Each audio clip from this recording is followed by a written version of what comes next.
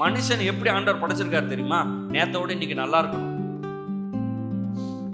போன வருஷத்தோட இந்த வருஷம் இன்னும் சிறப்பா இருக்கணும், எல்லாத்துலயும் பெருகி இருக்கணும். சந்தோஷம், சமாதானம், நிம்மதி, பணம், குடும்பம், பொருளாதாரம், ஆவிக்குரிய வாழ்க்கை, சரீர வாழ்க்கை. போன வருஷத்தை விட இந்த வருஷம் நீங்க சுகமா இருக்கணும். உலகத்துல என்ன சொல்றான்?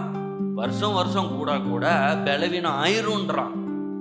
போக போக தான் பலன் கூடும், போக போக தான் கொஞ்சம் அறிவு கூடுது, வசன அறிவு கூடுது, வெளிப்பாடு கூடுது.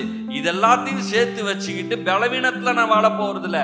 போன வருஷத்தை விட இந்த வருஷம் ஹாஸ்பிட்டல் பில் கம்மியாயிரும், போன வருஷத்தோட இந்த வாட்டி ஹாஸ்பிட்டல் விசிட்டேஷன் கம்மியாயிரும். ஆமா, சும்மா சும்மா பலவீனம் வராது. இதை தான் நீங்கள் எதிர்பார்க்க வேண்டும். என்ன போன வருஷம் வந்து இன்னும் வரலையே அப்படி யோசிக்காதீங்க, வரக்கூடாது. அப்ப ஆற்றல் எப்படிப்பட்ட ஆற்றல்?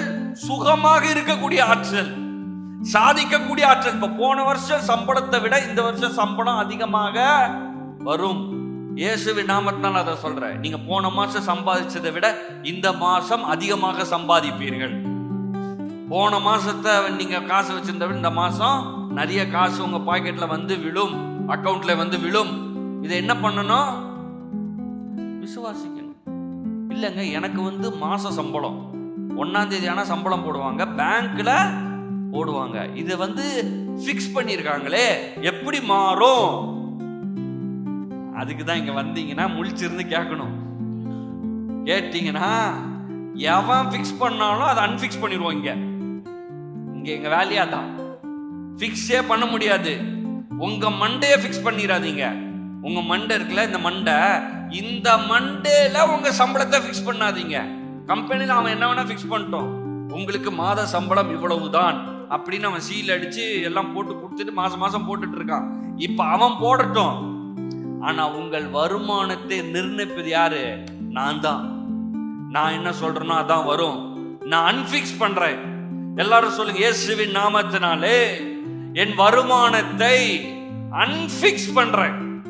ஆமா, ஒவ்வொரு நாளும் சொல்லுங்க, அன்பிக்ஸ் பண்றேன். நான் லிமிட்லெஸ், அன்லிமிட்டெட், கவுண்ட்லெஸ்.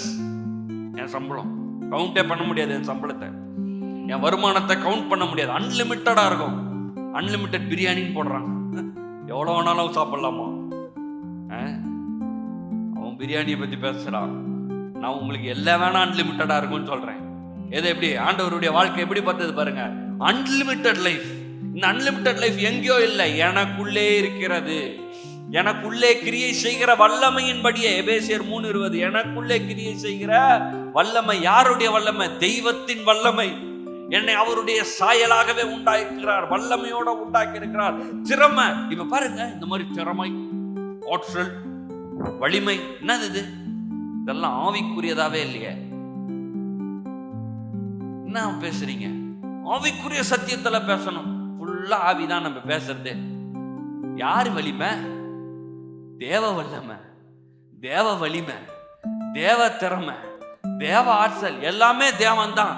தேவனை தூக்கிட்டீங்கன்னா அவுட்டு. நானு இப்ப நான் வலிமை, வல்லமை, திறமை, ஆற்றல்னு சொல்லும் போது யார சொல்றேன்? எபேசியர் 3:20 கூறப்பட்டிருக்கிற வல்லமை ஆண்டவருடைய வல்லமை. அவருடைய சாயலாக படைக்கப்பட்ட மனிதர்கள்.